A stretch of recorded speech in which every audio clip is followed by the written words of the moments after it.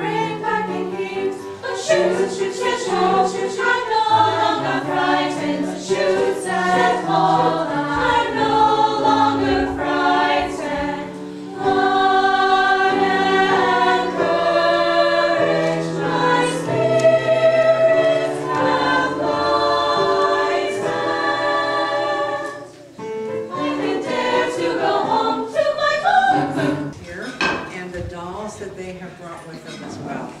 I am at the Heritage Center, and how many of you have been at the Heritage Center, you children? How many of you have been there? Good, lots of you, and I know lots of you. Two at my table I saw were coming from Possum School in May, so you know, the Heritage Center has only been a museum for about 10 years. Before that, it was our city building where Karen Duncan would have been working at that time if she'd been wearing a long dress and high-button shoes, and she would have been one of the city commissioners meeting upstairs in our ballroom. It's over 100 years old, and this building is almost that old too. Now we have lots and lots of artifacts about our history, and dolls are part of our history. And I have brought a couple of dolls today from the collection. They're very fragile, so no one can really touch them, but I'll show them to you. And actually, it is really interesting when we look at dolls and we think of them just as a toy or a plaything, but they really were a lot more than that. And I learned a lot about them recently while I was trying to find something that people of all ages might be interested in. First of all, we have, there have been dolls for thousands of years, even in prehistoric societies, before written history.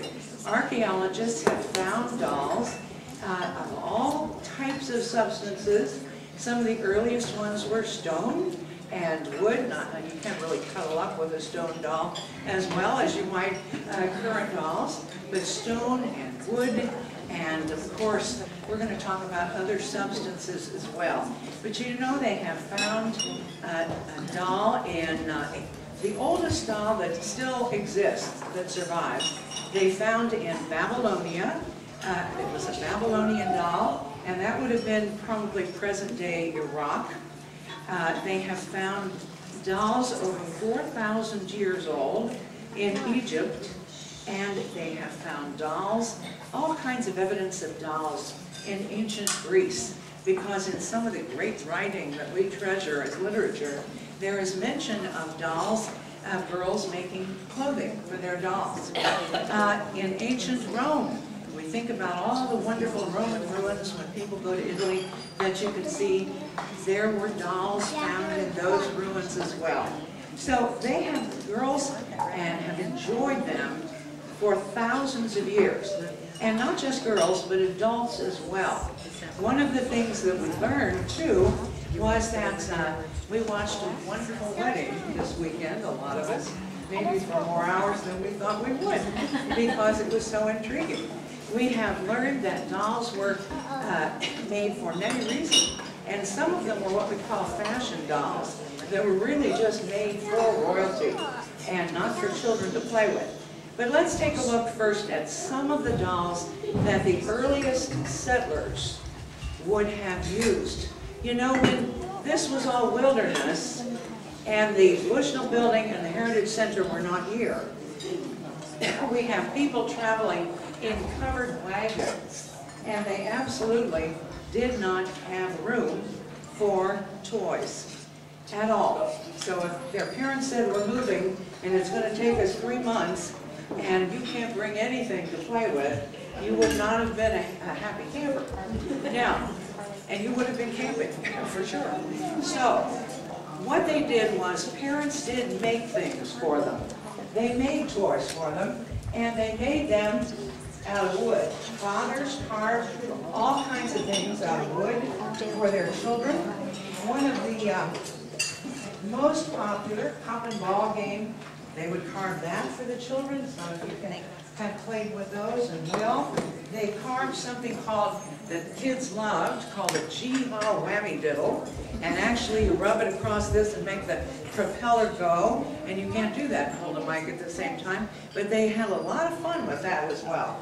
Now, mothers worked very hard, and they had to make every single bit of clothing that they wore. And they not only had to do that once they got there, no ball, so they had to spin the thread and weave the thread together, but with little scraps of material that a mother would have left over, and beans that would be left over from the big possum stew she made for dinner. They would make bean bags for children, for the boys to play with and for the girls to play with. And they would make dolls, all sorts of dolls. And some of them were just as simple as taking a scrap and tying it together and turning it into a doll. So one of the earliest dolls really were fabric dolls, and we call them rag dolls now. And rag dolls might have been made, that's a doll made of anything out of fabric.